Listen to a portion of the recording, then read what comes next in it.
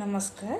আজি মই ক'ব ওলাইছোঁ শিশুসকলৰ কিছুমান স্বভাৱ মানে খং বেছিকৈ উঠা, তাৰপিছত খেংখেঙীয়া হোৱা, জেদী হোৱা এইবিলাকৰ ওপৰত যিখিনি মই জানো বা এগৰাকী মাতৃ হিচাপে মোৰ নিজৰ অভিজ্ঞতাৰ পৰা ক'ব ওলাইছোঁ।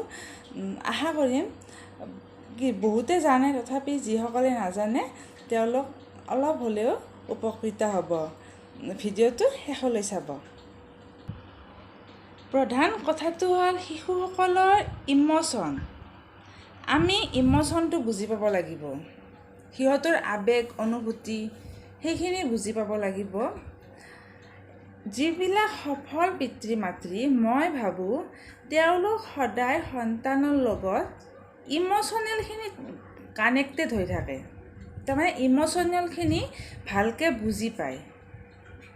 ইম'চনেল যেতিয়া আমি বুজিম তেতিয়াহে তাৰ আমি ব্যৱহাৰটো চেঞ্জ কৰিব পাৰিম।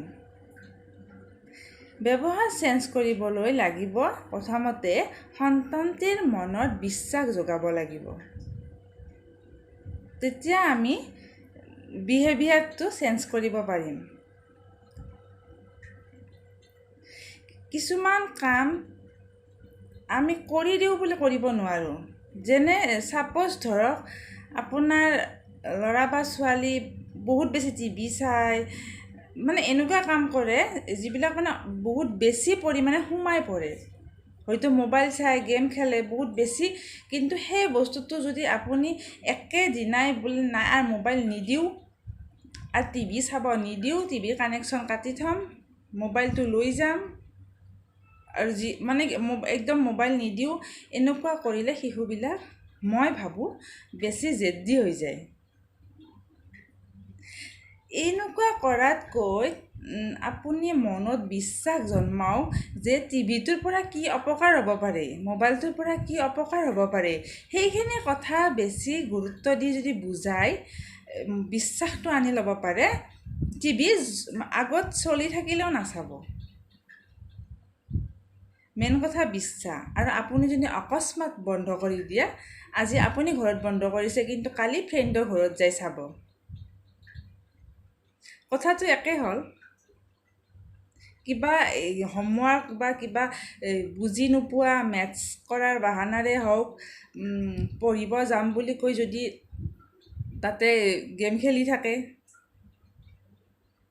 গতিকে সেইটো বস্তু ঘৰতে চল্ভ কৰিব লাগিব, অলপ মৰমেৰে বুজাই। ৰিলেটিভ ফ্ৰেণ্ডৰ ঘৰত যায় কামটো লুকাই বা মনে মনে কৰাতকৈ আপুনি ঘৰতে মৰমেৰে বুজাই বিশ্বাস জন্মাই কামটো এৰুৱাব চেষ্টা কৰক।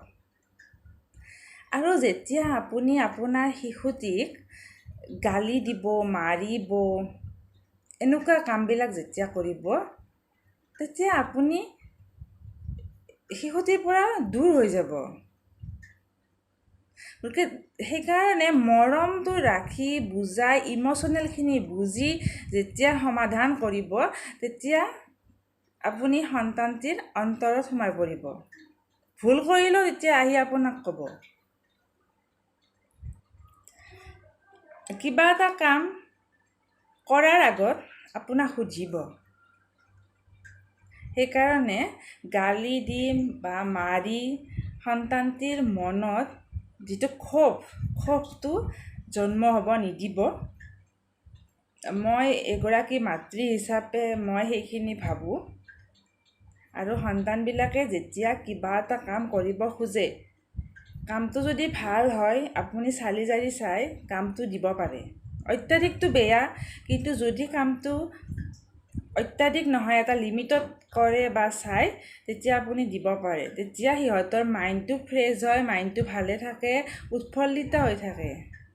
আৰু যদি কামটো দিব নোৱাৰা কাম হয়, তেতিয়া আপুনি সিহঁতৰ অন্তৰত সোমাই বিশ্বাস জগাইহে কামটো এৰুৱাব। মই এইটো কথা বাৰে বাৰে ক'লোঁ, এইটো কাৰণে কৰোঁ, বহুত পিতৃ মাতৃয়ে সন্তানক খং কৰে, গালি দিয়ে, তেতিয়া বহুত জেদী হৈ যায়, খঙাল হৈ যায় আৰু মাতৃ পিতৃৰ পৰা আঁতৰি আঁতৰি ফুৰিবলৈ লয়। আঁতৰি ফুৰা মানে মই এইটো কোৱা নাই যে একেলগে নথকা, মানে সিহঁতৰ অন্তৰত বা মনত কি খেলি আছে, সিহঁতে কি কৰিব বিচাৰিছে সেইটো আপুনি গম নাপাব। তেতিয়া সিহঁতে লুকাই হওক বা মনে মনে হওক কৰিবলৈ চেষ্টা কৰি থাকিব। শিশু এটি জেদী হোৱাৰ বিভিন্ন কাৰণ আছে। ঘৰুৱা হিংসা, পিতৃ মাতৃৰ কাজিয়া ইত্যাদিবোৰ, সেইবিলাক এটা বেলেগ বিষয়। কি প্ৰভাৱ পৰে মই পিছৰ ভিডিঅ'ত ক'ব চেষ্টা কৰিম, আজি ইমানখিনি নকওঁ। এটা আৰু শেষত কথা কওঁ, বিশেষকৈ এগৰাকী মাতৃ হোৱাৰ পিছত মানে ঘৰৰ মহিলাগৰাকী সকলোকে সন্তুষ্ট কৰিব চেষ্টা কৰে। কেতিয়াবা এনেকুৱা হৈ যায়, সকলোকে সন্তুষ্ট কৰি থাকোঁতে বেলেগক সুখী কৰিব যাওঁতে সমস্ত ষ্ট্ৰেইট ভাগৰ গোটেইখিনি শিশুটিৰ ওপৰত পৰে। খং, ক্ষোভ। গতিকে শিশুটিক সম্পদ হিচাপে লৈ কিছুমান আপুনি ইগন'ৰ কৰক, এভইড কৰক, সন্তানটিক সময় দিয়ক। এটা কথা কি জানেনে, মই সকলোৰে কথা কোৱা নাই, কিছুমান এনেকুৱা ব্যক্তি আছে আপোনাৰ দোষে দেখি থাকিব, আপোনাৰ ভুলে দেখি থাকিব। আপুনি যিমানে নকৰক, যিমানে সন্তুষ্টি কৰিব নাযাওক কিয়, যিমানে আপুনি সিহঁতক সুখী কৰিবৰ কাৰণে চেষ্টা কৰক, কিন্তু সুখী ভগৱান আহিও কৰিব নোৱাৰে।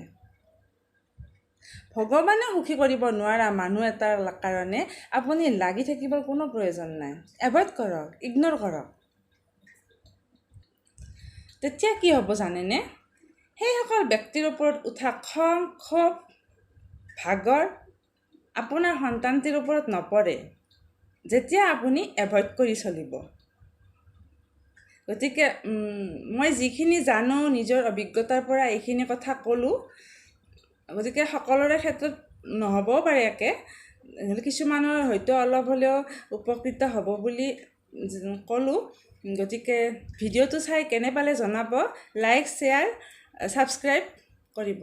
ধন্যবাদ।